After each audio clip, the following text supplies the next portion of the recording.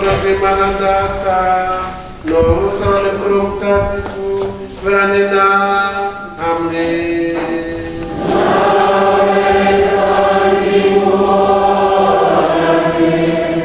Hamwe na Kiliziya yose nimucyo dushagare Nyagasani Yezu Kristu uri mu isakaramentu ry'Ukaristiya, ifunguro ridutungira ubuzima bw'iteka, ifunguro ridukuza mu kwemera, ifunguro ritwubaka n'umuryango w'Imana.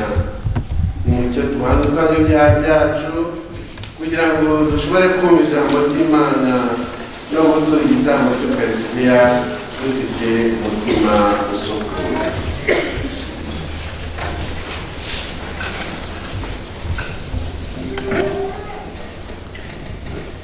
Nemera imbere y'Imana ishobora byose,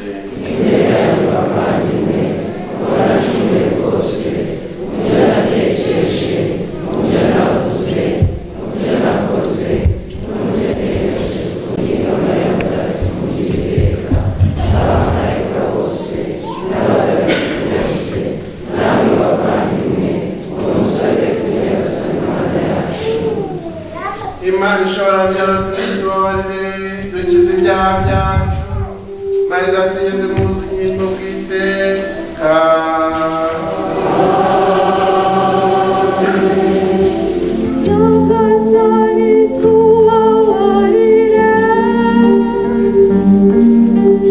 Yagasani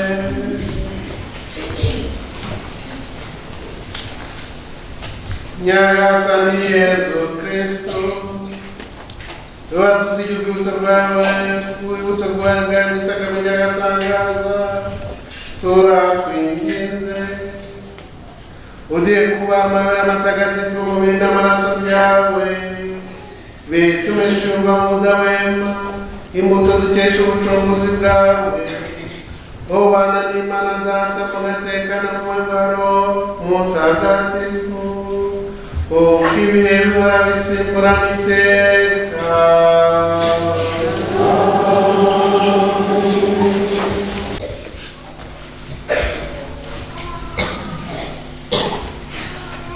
Isomo rya kabiri. Isomo ryo mu ibaruwa ya mbere Mutagatifu Pawulo intumwa yandikiye Abanyakorinto.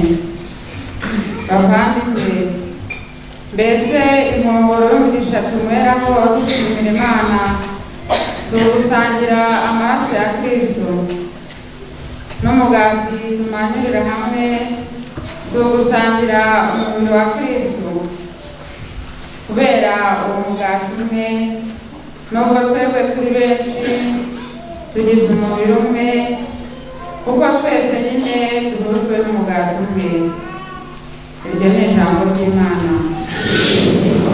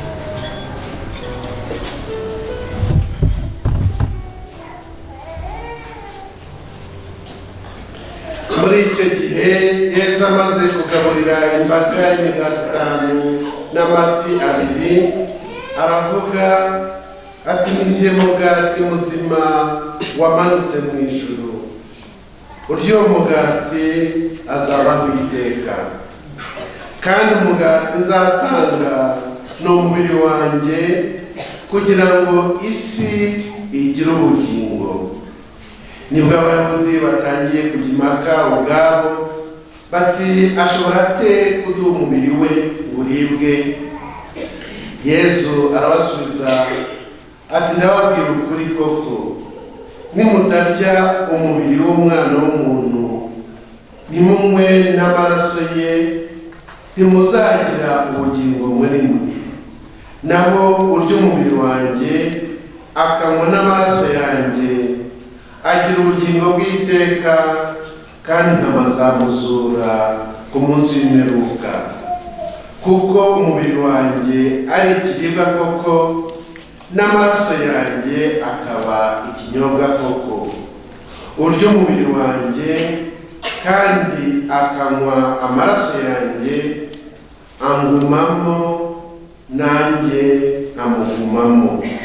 Mbese nk'uko data wantumye ariho nanjye nkabaho ku bwa data, bityo undya nawe azabaho ku bwanjye. Nguyu mugati wamanutse mu ijuru, si nk'uwo ba sokuruza banyu bariye bakarenga bagapfa. Urya uyu mugati azabaho iteka ryose. Iyo ni ivanjili ntagatifu.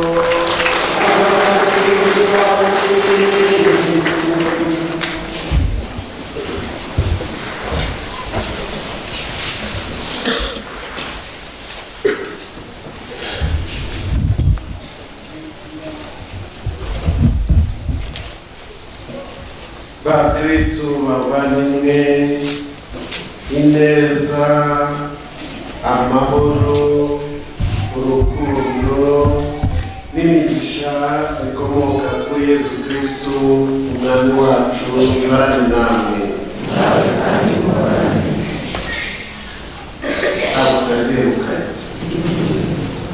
Nuko rero kujya kumva birabana.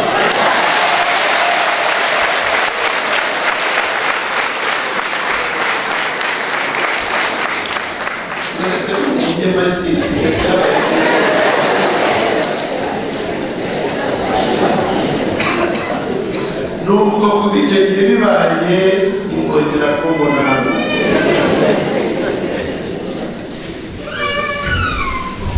nuko ndabakumbuye.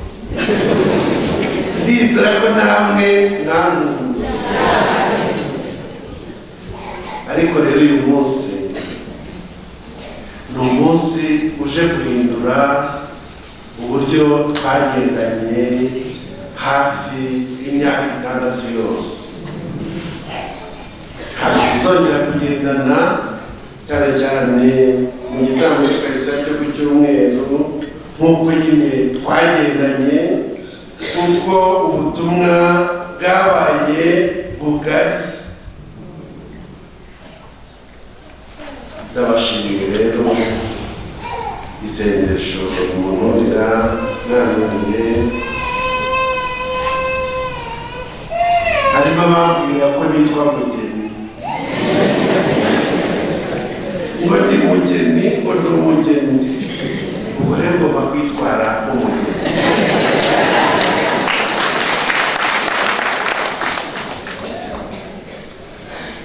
Umugeni rero barakwerekeza, umugeni baramusigasira, umugeni baramusabira, n'ibyo murimo kumvunira muri kano kanya. Ariko n'umugeni aragenda agasura abantu ababwira gusa babasezeraho namwe. Njye ntabwo ari ukubasezeraho, ni ukubabwira yuko nyine muri iyi minsi ngiye guhabwa ubundi butumwa. Ndagira ngo ariko mbabwire ko nishimiye gusangira namwe igitambo cy'Ukarisitiya cy'umunsi mukuru w'isakramento ritagatifu, kugira ngo uyu munsi mubone byabaye bya Roho Mutagatifu bose, kugira ngo mubone uyu munsi ni igitangaza n'igikorwa cya Roho Mutagatifu. Nkaba ngishimira Imana, nshimira Imana kuko yabashije kuboneka kugira ngo nze dusangire namwe igitambo cy'Ukarisitiya. Ndagira ngo rero tuzirikane amasomo matagatifu kandi tuzirikane no kuri uyu munsi. Nibaza ikibazo, uyu munsi Yesu aratubwira iki? Ndagira ngo n'icyo kibazo namwe mukibaze. Ku munsi nk'uyu, ku munsi w'isakramento ritagatifu, Yesu atubwira iki? Atubwira ibintu byinshi. Nibajije ndisubiza, ariko ni Yesu nyine wasubiza. Muzikiri Yesu atubwira uyu munsi. Yesu uyu munsi w'isakramento ritagatifu, kimwe mu byatubwira ni uko adukunda. Yesu arimo kutubwira ati, bavandimwe banjye, inshuti zanjye, bayoboke banjye, ndabakunda. Bavandimwe, Yesu aradukunda. Isakramento ry'Ukarisitiya ni isakramento ry'urukundo. Ni rya sakramento Yesu yadushingiye igihe ngo yadukunze byimazeyo, aradukunda kugera ku ndunduro. Mu isakramento ry'Ukarisitiya harimo ijambo rya Yesu rigira riti, ndabakunda kugera ku ndunduro. Kandi urwo rukundo Yesu yaradusobanurira, yatubwiye urukundo rugera ku ndunduro ni rwa rukundo rugera n'aho kwitangira uwo ukunda. Ntawagira urukundo ruruta kwitangira inshuti ukunda. Bavandimwe, mu isakramento ry'Ukarisitiya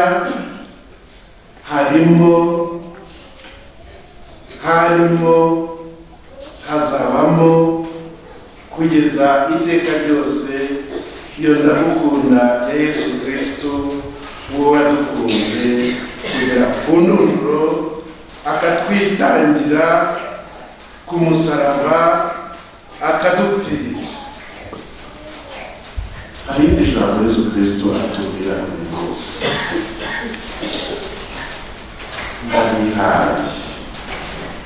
ndabihaye.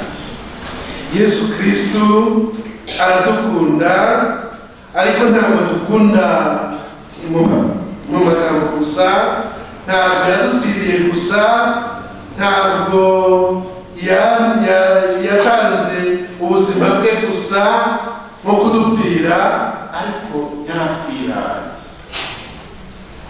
Ndabihaye. Yatwihaye mu mubiri we n'amaraso ye. Yesu Kristo aratwiha igihe atubwira ati, nimwakire murye, iki ni umubiri wanjye, nimwakire munywe, iki ni amaraso yanjye. Umubiri wanjye, amaraso yanjye, umubiri wanjye ni umugati koko, umubiri wanjye ni ikinyobwa koko, amaraso yanjye ni ikinyobwa koko, umubiri wanjye ni ikiribwa koko.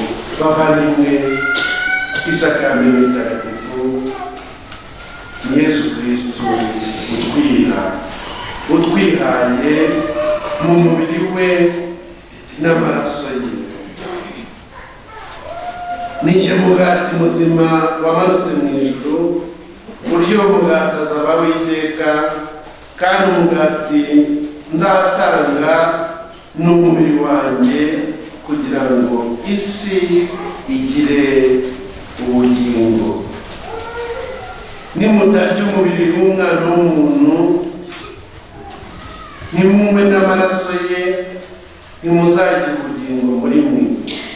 Naho urya umubiri wanjye akanywa n'amaraso yanjye agira ubugingo bw'iteka, kandi bazamusura ku munsi w'imperuka. Bavandimwe, Yesu Kristo aratwiha mu mubiri we n'amaraso ye, akatwiha nk'ifunguro ridutungira ubuzima, ifunguro riduha ubugingo bw'iteka, kandi ifunguro ridutegurira kuzatuzura ku munsi w'imperuka.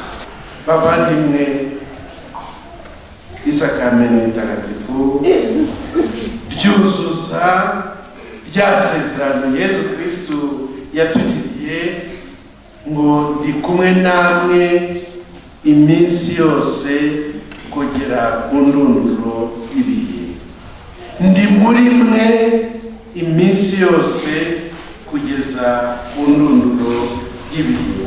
Bavandimwe, Yesu Kristo turi kumwe, Yesu Kristo turagendana, Yesu Kristo niyo mpamba y'abari mu rugendo, ugenda utwiha,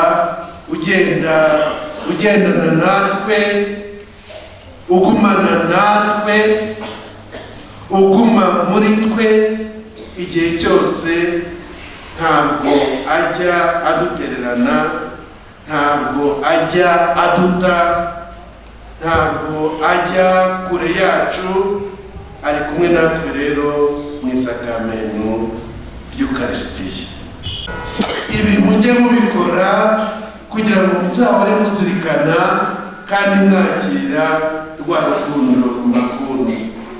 Ibi mujye mubikora bibe urwibutso rwanjye, maze munyakire, kubera yuko mbiha kandi mbihaye mu mubiri wanjye n'amaraso yanjye kugira ngo mugire ubugingo.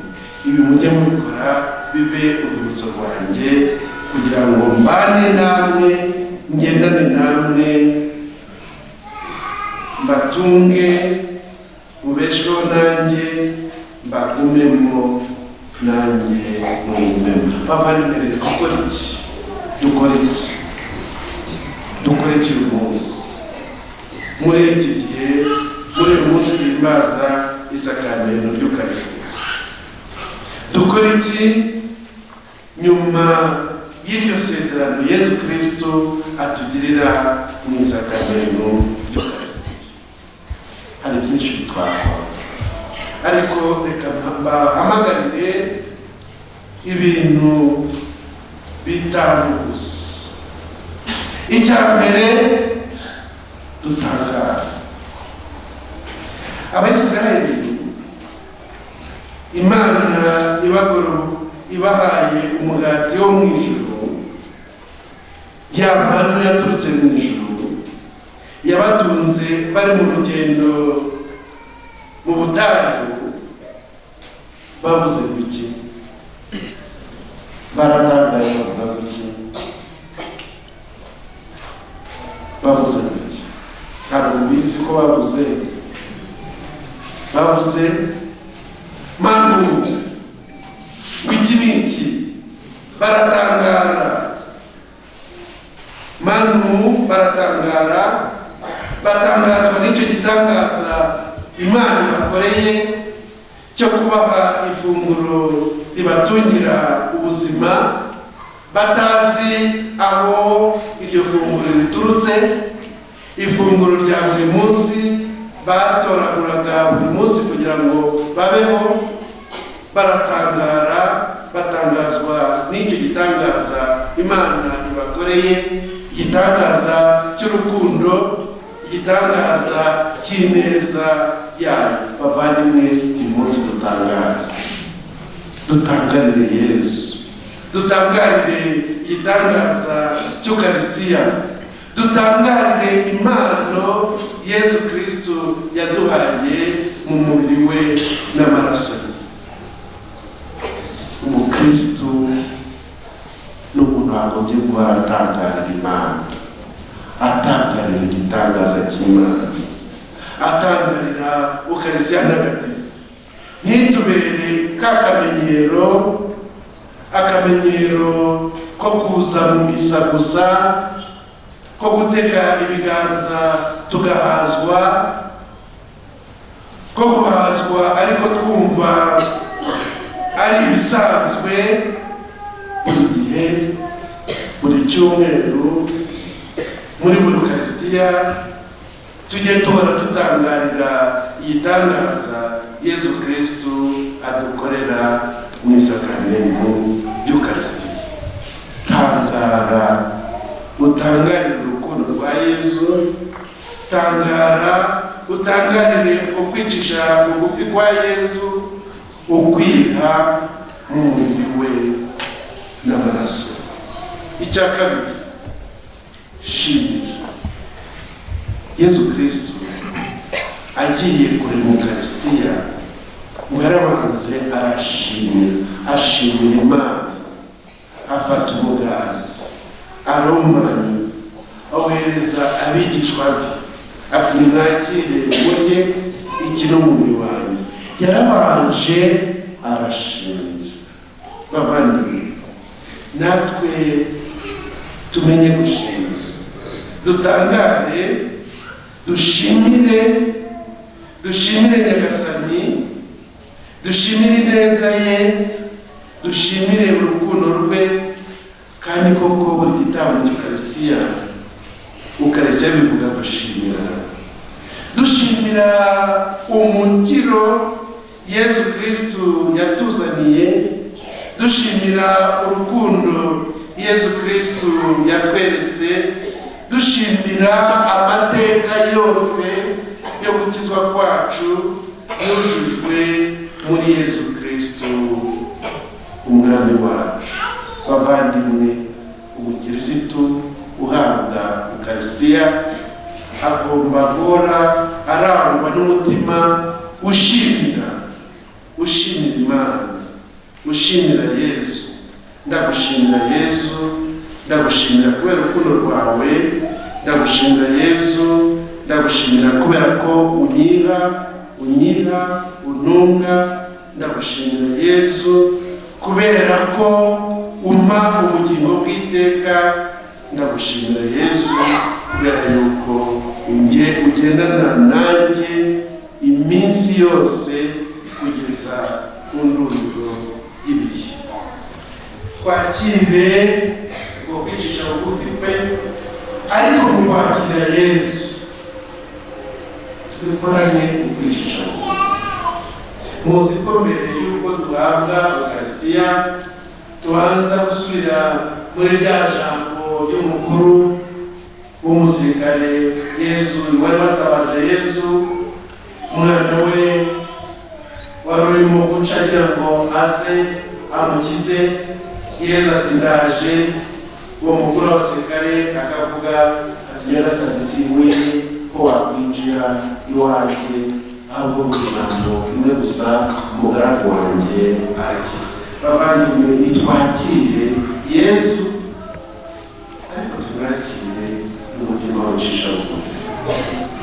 Ukarisiya ntagatifu twakira iraduhamagarira gufungurira Yesu ubuzima bwacu, kugira ngo nyine abone aho atura, abone ahaguma, abone uwakiza, abone aho atera ka kabuto k'ubugingo bw'iteka.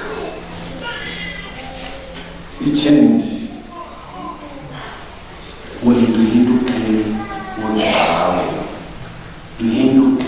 uwo duhabwa. Ukarisiya ntagatifu duhabwa, bavandimwe, igomba kuduhindura kuduhindura tugafata amatwara y'uwo duhawe, tugahinduka tukagira umutima usa n'uwo duhabwa, tugahinduka tukagira urukundo rusa n'uwo duhabwa, tugahinduka natwe tugahinduka ba Kristu, tugahinduka abakristu, tugahinduka Kristu mu buzima bwacu bwa buri munsi. Bavandimwe rero ndabifuriza guhora mutangarira Yesu muri icyo gitangaza cy'Ukaristiya Ntagatifu ahora atugirira. Ndabifuriza guhora mushimira Yesu kubera urwo rukundo adukunda, yadukunze kugera ku ndundo. Ndabifuriza guhora mumwakira, tumwakira, tukamwakirana umutima wicisha bugufi. Ndabifuriza kwakira Ukaristiya Ntagatifu ikaduhindura, ikadukiza, ikaduhindura ba Kristu, ikaduhindura ishusho rizima rya Kristu muri bagenzi bacu. Uyu munsi rero iraba akarusho, Kiliziya irashaka Nyagasani, iramushengerera, iramubyinira, iramukomera amashyi, iramwamamaza, iramutembereza. Ibyo byose bigaragaza urukundo, icyubahiro n'ukwemera dufitiye Nyagasani Yesu Kristu. Tumutware iwacu, tumutwaye mu mitima yacu, tumujyane mu ngo zacu, tumujyane mu buzima bwacu bwa buri munsi, tumutware mu miryango yacu, tumutware aho dukora muri bagenzi bacu, ariko cyane cyane tumutware muri iyo mitima ikeneye guhinduka, ikabera koko imitima yizihiwe Nyagasani. Ndagira ngo ndangize babwira inkuru ariko menya narayibabwiye. Niba mwarayibagiwe ngiye kubibasubiramo. Umunsi umwe mu giturage cya kure habaye ibiza. Muri iyo kambi imwe hari hari Kiliziya abakristo basengeragamo, iza gufatwa n'inkongi y'umuriro.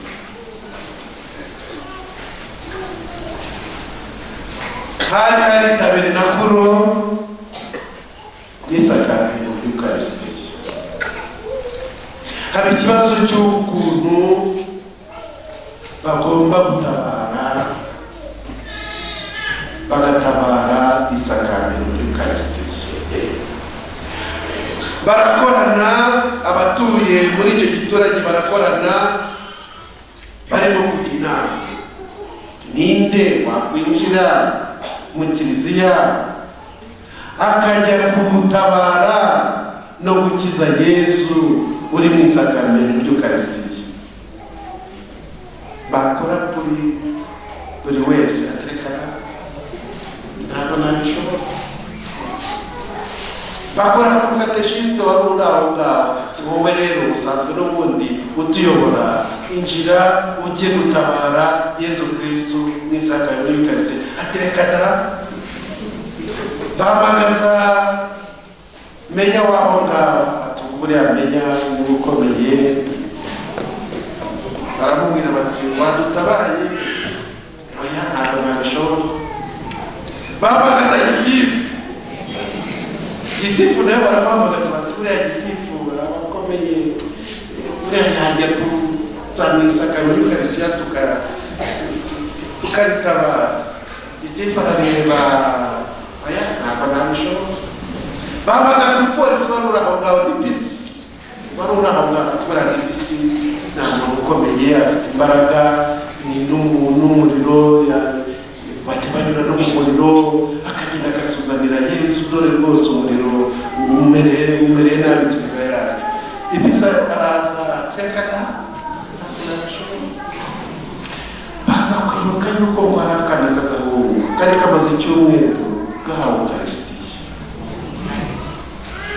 baragatumiza buriya akana k'agahungu ko kamaze icyumweru gahawe ukarisitiya buriya gafite ingabire Yesu Kristo kakawe baragatumiza ntabwo kari kari aho ngaho baragahamagaza akana karaza mbese nibyo ngibyo byabananiye karinjira murabona ko tabina ko bari hejuru bagashyiraho urwego karurije gafungura tabina ko gafata isakaramentu ry'ukarisitiya karabitabara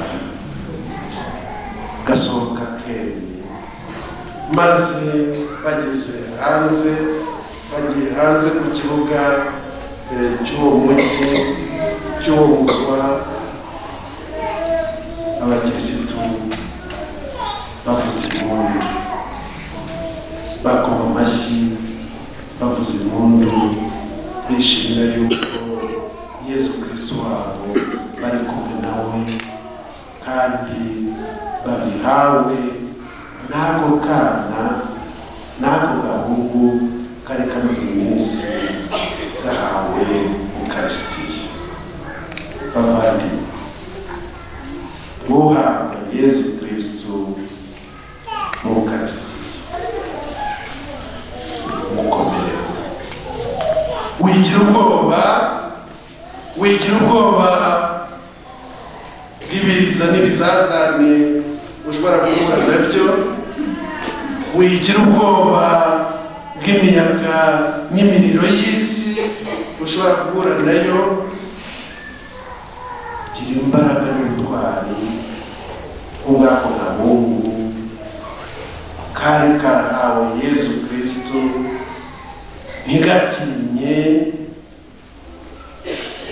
n'umuriro wari usatiriye kiliziya nuko kagatabara Yesu Kristo ku isakaramentu ry'ukarisitiya Yesu Kristo arakugeneye nawe kubera umutabazi Yesu Kristo akeneye ko umuhamya mu isakaramentu ry'ukarisitiya Yesu Kristo akeneye ko umukiza b'abanzi bamunyura babanzi bamushinyagurira babanzi batamwemera maze umutware mu mutima wawe umushyire abavandimwe bawe ubatere ibyishimo bamukomere amashyi bamuvugiriza impundu nyagasani Yesu n'abanyarwanda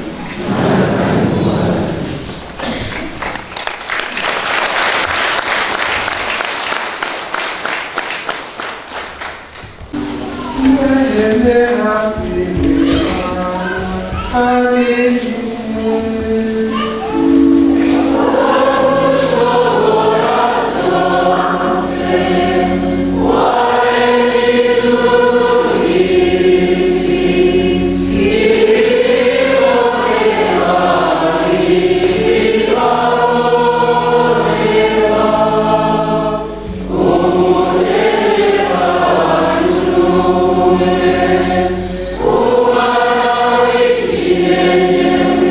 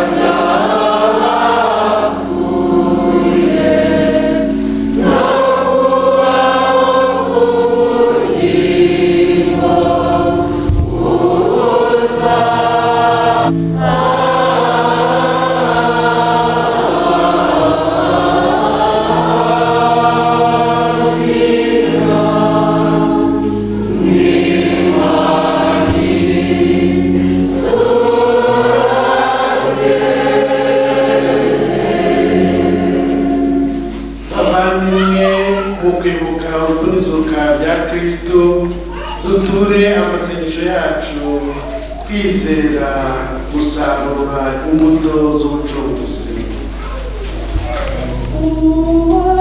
Kiliziya nk'umubiri wawe,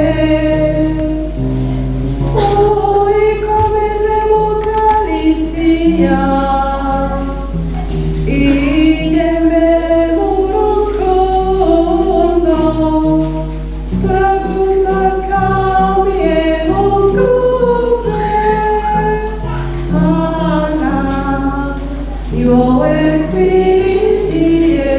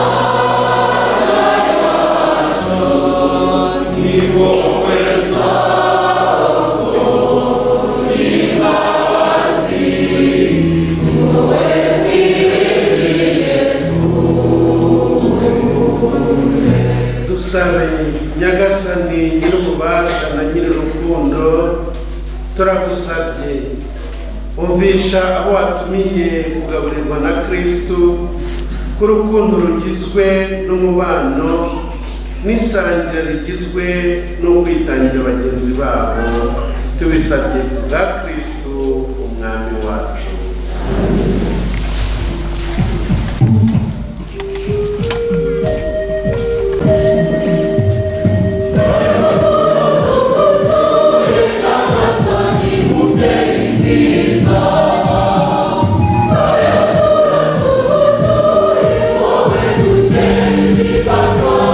Yeah.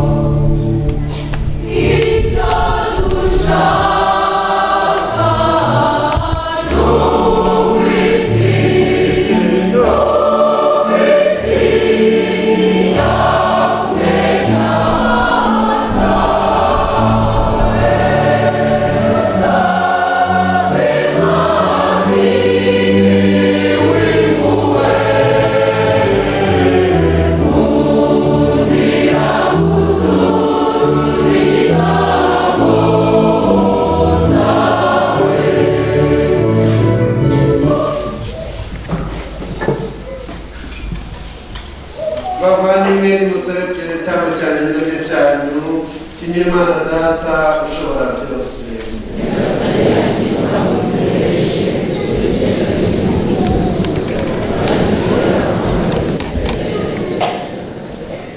Nyagasani Imana yacu turakwinginze, iri mpuhwe maze ube kiliziya yawe ingabire y'ubumwe n'iy'amahoro, bigenurwa n'aya maturo tuguhereje kubwa Kristo umwami wacu.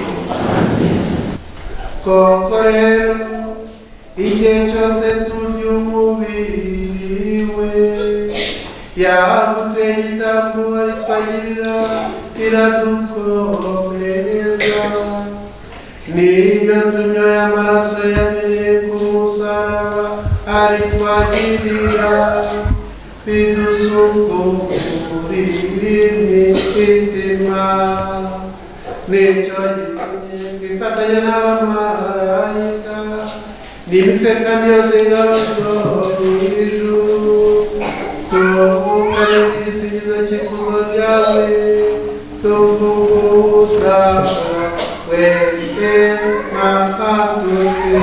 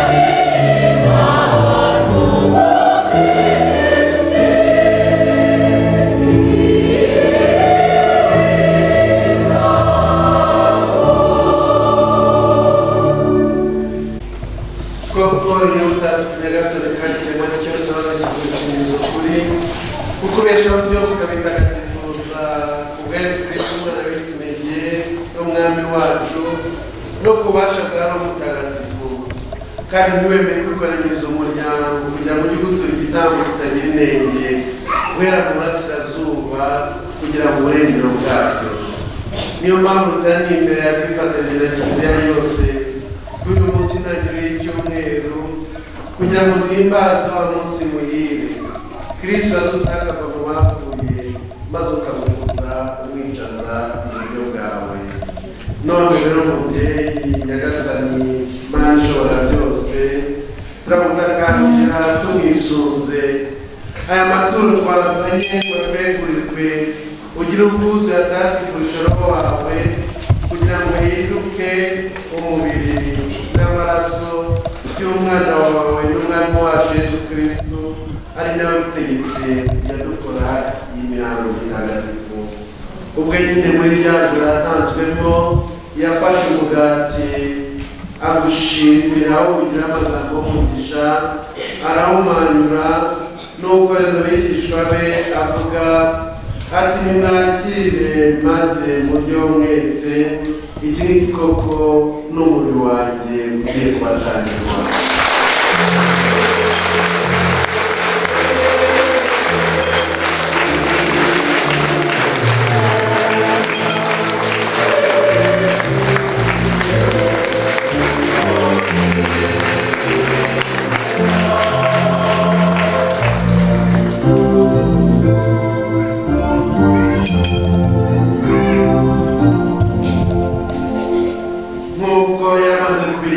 Barangije kurya afata inkongoro agushimira yikugira amagambo y'umugisha, nuko ahereza abigishwa be avuga ati nimwakire maze munywe mwese, iyi ngiyi koko ni inkongoro y'amaraso yanjye y'isezerano rya kabiri izahoraho iteka, agiye kumererwa mwebwe n'abandi bose kugira ngo mugire imbabazi z'ibyaha. Ibi mujye mubikora bibe urwibutso rwanyu.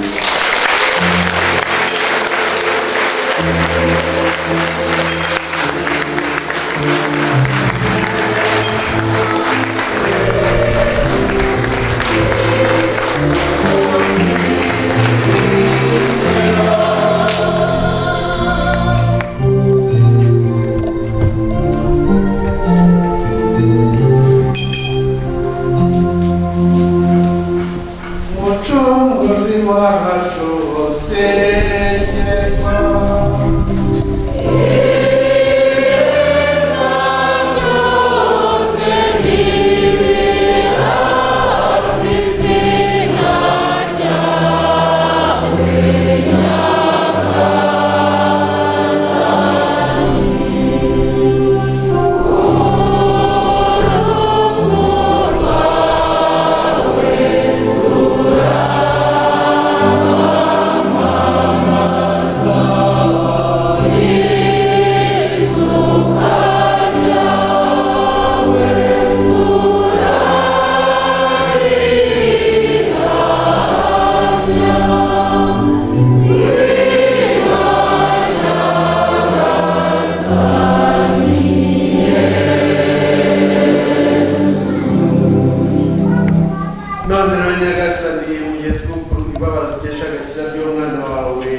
n'izuka ry'agatangaza n'izamuka rye mu ijuru, mu gihe kandi tugitegereje ko azayobora ikuzo, tugushimiye tugutura igitambo kizima kandi gitagatifu.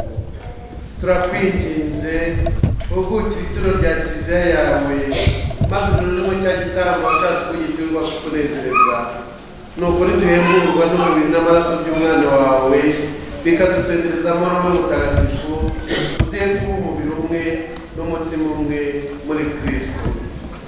Ubwe ntaduhinduremo ituro rikunogera iteka, maze tuzashobore guhabwa umurage w'intore zawe, mbere na mbere hamwe na Bikira Mariya umugeni w'Imana, Yosefu mutagatifu umugabo we, intumwa zawe ntagatifu n'abagupfiriye agororeye ikuzo, n'abandi batagatifu bose bakuguhatirwaho, tugahora twizigiye gufashwa nabo. Turakwinginze Nyagasani, igitambo twaturiye kukwitwaraho, ikironkera isi yose amahoro n'umukiro. Kiliziya yawe ikiri mu rugendo hano ku isi, ugire ibambe ukomeze mu kwemera no mu rukundo, hamwe n'umugaragu wawe Papa wacu Francisco, umwepiskopi wacu Simaragde, urugaga rwose rw'abepiskopi n'abatorewe umurimo wa Leta bose, n'imbaga yabo bigaruye bose. Gira impuhwe wumva amasengesho y'umuryango washatse kugushengerera, kandi dawe gira ibambe abana bawe bose batatangiye, ugire imbabazi ubahurize mu bumwe.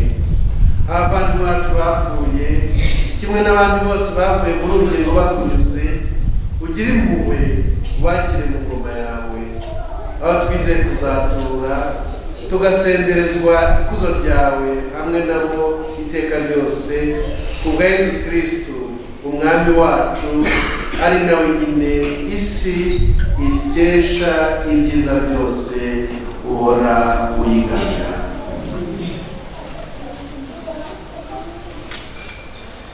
Dawe Mana ishobora byose, icyubahiro cyose n'ikuzo ryose ubishyikirizwa na Kristo, ukabihabwa hamwe nawe, ukabiherwa muri we, mu bumwe bwa Roho Mutagatifu, uko ibihe bihora bisimburaniteka.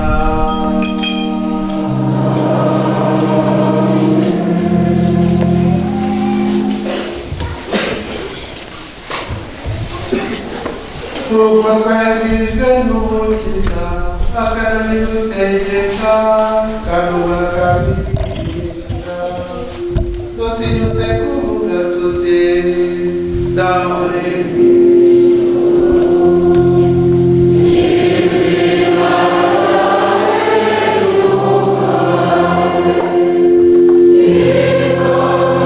Hallelujah.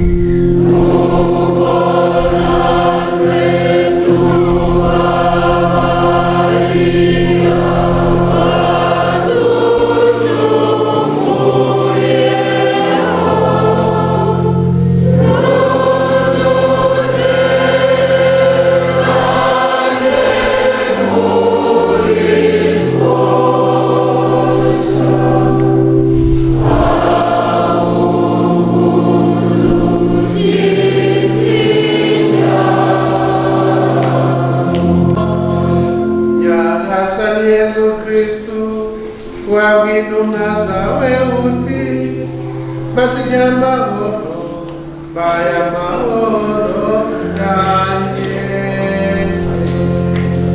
Ntiwite ku byaha byacu ahubwo wite ku kwemera kwa kiliziya yawe, maze ku bushake bwawe amahoro kandi ubumbire mu bumwe, wowe nyir'ingoma n'ikuzo iteka ryose.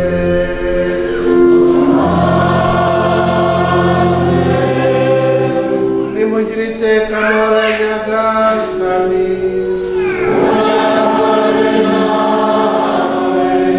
Urukundo rwa Kristo mwifuzanye amahoro.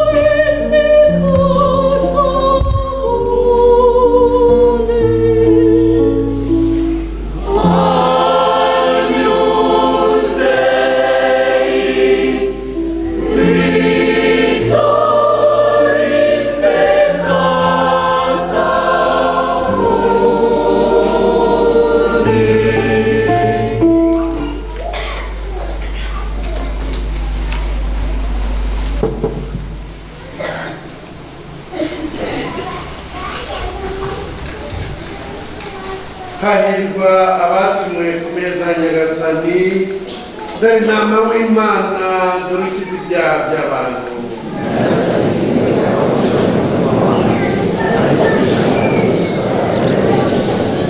Kristo duhabwa atubesheho, azatugeze mu bugingo bw'iteka.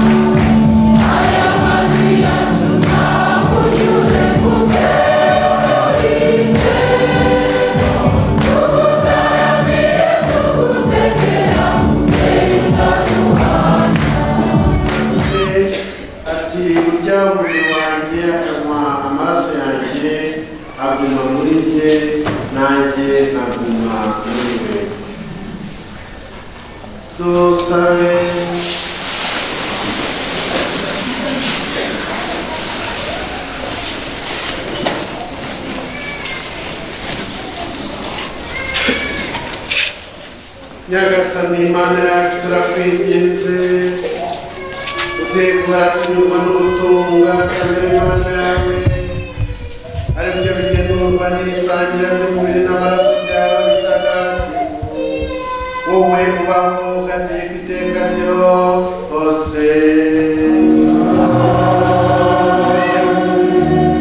mwongere mwicare gatoya hari ubutumwa mugire gutangwa. Kristo yakuzwe. Kristo yakuzwe. Mbere na mbere tubanze dushimire nyiricyubahiro Musenyeri. Nyiricyubahiro Musenyeri Baritazari Ivuguruzwa umushumba wa diyoseze ya Kabgayi. Banyakubahwa bihaye Imana namwe bakristo mwese ba santarari ya Gitarama. Mbere na mbere tubanze dushimire Imana uburyo yadukunze ikadutonesha.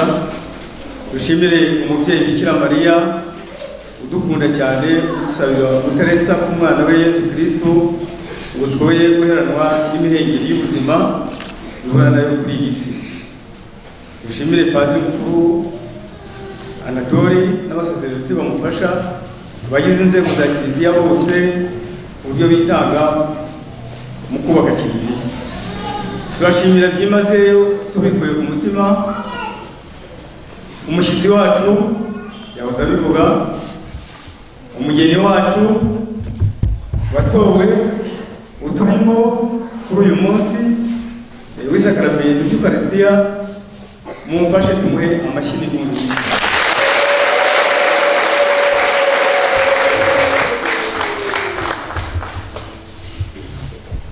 Nyiricyubahiro Musenyeri, abakristo bose babukereye mubishatse mwabaramutse, mwahaguruka mukabaramutsa mukababona neza ntabwo babahebutse.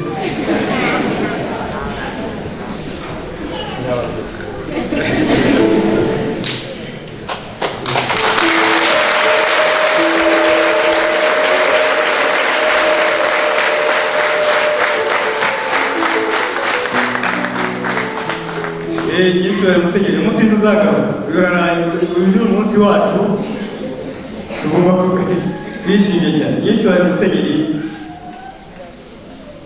abakristo ba santarari ya Gitarama turishimye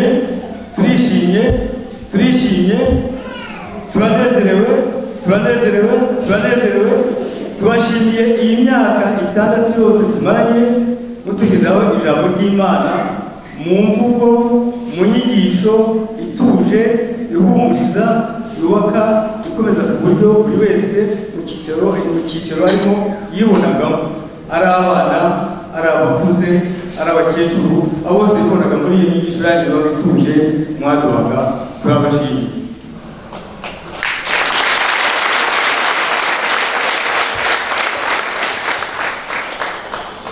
Nyiricyubahiro musenyeri, abakristo ba santarari ya Gitarama turabashimira uburyo mwebwe na Padiri Mukuru Anatole mwitanze mukigera hano mukadutura imitwaro twajya tuvunaga, mugahosha imihengeri n'imiraba ikomeye twari turimo. Mwarakoze tuturuhura, turabashimiye kandi tuzahora tubakunda. Bakristo bavandimwe, reka rero muri imwe mu mihengeri twahuye nayo badukijije. Abakristo mwasanze tuba mu giti nk'inyoni, tumaze gusohorwa mu nzu twaragizemo uruhare mu kubaka. Abakristo twagiraga imisimwe mu kwezi ku cyumweru cya 3 yonyine. Abakristo baburaga intebe zo kwicaraho kandi zihari, bakicara bakavuga uko bagenda. Abakristo ntibagiraga aho bakoreraga inama, amakorali yagiraga aho aretetera, amakoraniro ntiyabonaga asengera, mbese bose bari barayoboye. Nyiricyubahiro musenyeri, tuzibagirwa umunezero twagiranye, umunezero w'urukundo mwatubumbiye hamwe muri iyi chapelle, mukaduhumuriza, mukaduturira igitambo nawe cyadusaba. Ntituzibagirwa umunezero twagiranye w'ukuntu mwadusomeye misa, mudusomera misa 12 buri kwezi, kandi mwarasanze dufite misa imwe mu cyumweru. Ntituzibagirwa ukuntu mwatuboneye aho dukorera inama, amahugurwa n'imyiherero twarahabuze. Ntituzibagirwa umunezero w'ukuntu twisanzuye mudutiza intebe nk'umwana, tukajya kubifata nk'umwana uri iwabo.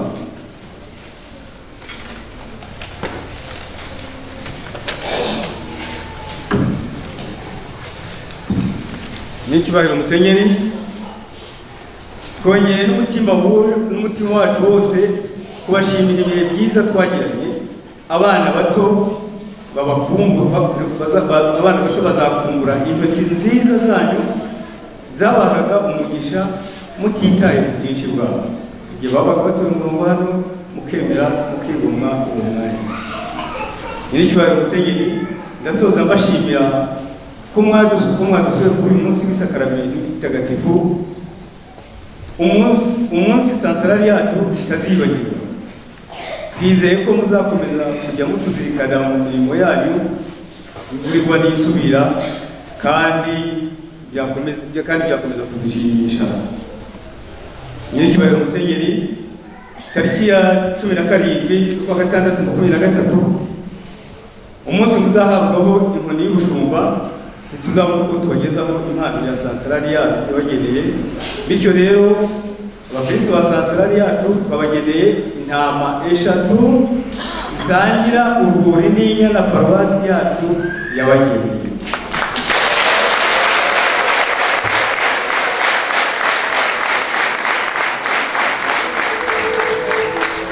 Abakristo bacu rero bari mu ngeri eshatu, ingeri ya mbere ni iy'ababyeyi, ingeri ya kabiri ni iy'urubyiruko, ingeri ya gatatu ni iy'abana bato babandi babakunda cyane kandi nawe babizihira. Nyiricyubahiro mwahaguruka babagezaho iyo nkunga yanyu, iyo nkunga babageneye.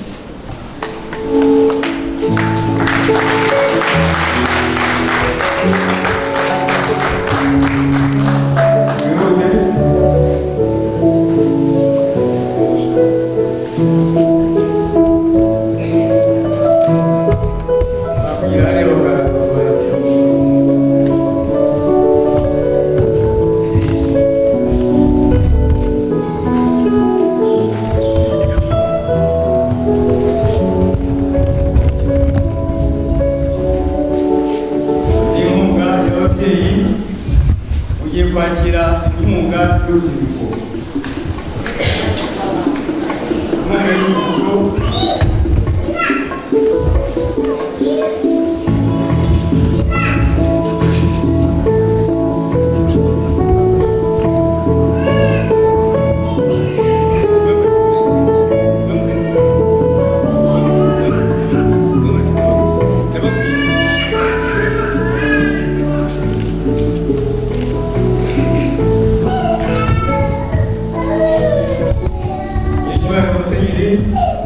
abana bato bakunda bari bakunze kubagezaho intama babagejeje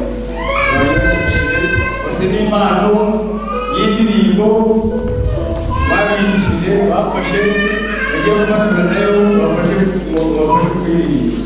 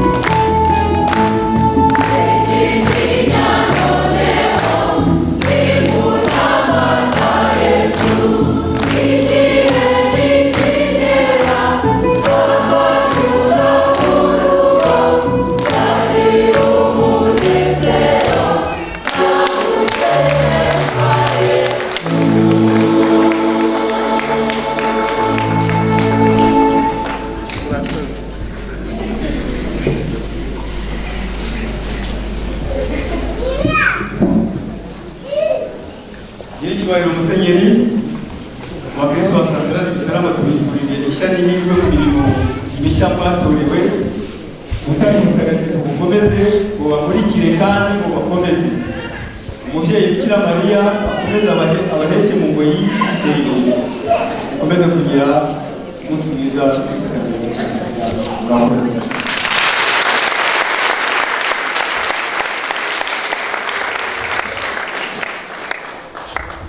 Bakristo bavandimwe, Kristo Yesu akuzwe. Nta jambo rirerire mfite, ndagira ngo mbashimire. Ijambo mubwiye mu izina rya Perezida wa Santarari w'Imana Yohani Bosco, ijambo ryo kunshimira, ijambo ryo gushimira Imana, ijambo ry'urugendo twakoranye urugendo rw'ukwemera, urugendo rwo guhimbaza Imana, urugendo rwo gukura mu kwemera turangajwe imbere na Yesu Kristo umusaseredoti mukuru, umushumba mukuru muri iyi myaka hafi 6 yose bari tumaranye. Nanjye rwose ndabashimira urugendo twakoranye, ndabashimira ibyishimo nanjye mwamenye, ndabashimira ko twafatanyije guhimbaza igitambo cy'Ukaristiya n'ibindi bikorwa bikuza ukwemera. Ndabashimira ababyeyi muri hano, abana muri hano, mumfashe nshimire ababyeyi bari hano.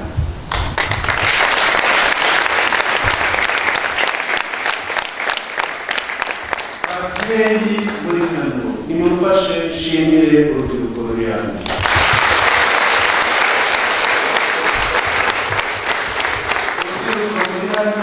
Nimumfashe nshimire abana n'ababyeyi.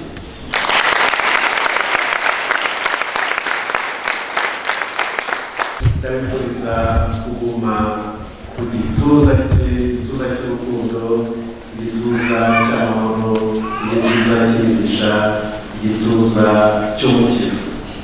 Batuye Yesu, nanjye batuye Yesu na Bikira Mariya ababyeyi, batuye Imana ibakomereza umugisha, kandi mbasaba gukomeza kunsabira n'abafite urugendo na nyuma y'itariki ya 17 urugendo tuzakomeza urugendo rwo gushumira Nyagasani w'umushumba mukuru, umusaseredoti mukuru.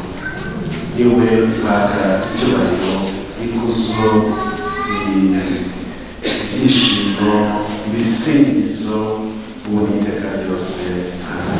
Bashimiye rero impano mwampaye nka paruwase y'Inyana, bashimiye impano mwampaye na santarale Intama.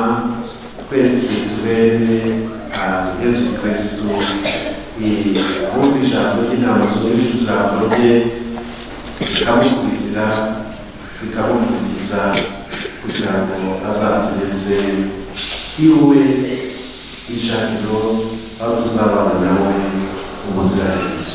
Nyagasani Yesu n'abana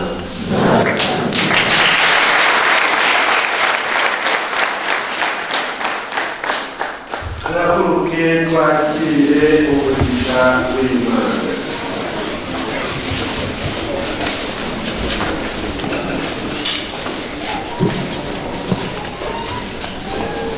Nyagasani Yesu n'abane namwe.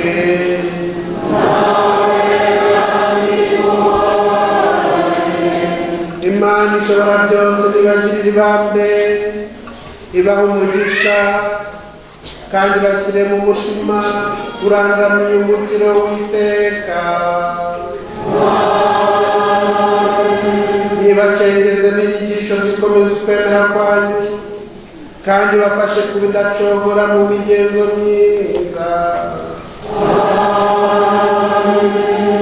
Mu rugendo rwanyu hano ku isi, nigumye baganishe kuri yo ubwayo, kandi bereke inzira y'amahoro n'iy'urukundo. Ushobora byose n'abaha umugisha, Imana Data na Mwana na Roho Mutagatifu. Nimujyana amahoro ya Kristo. Mugire icyubahiro cyiza cy'isakaramento ritagatifu.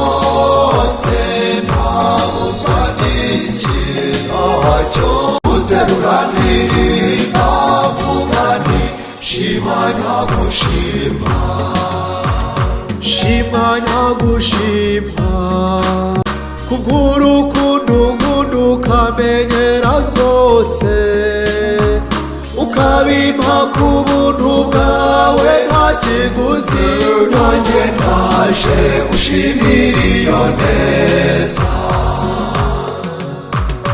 nzajya nkuvuga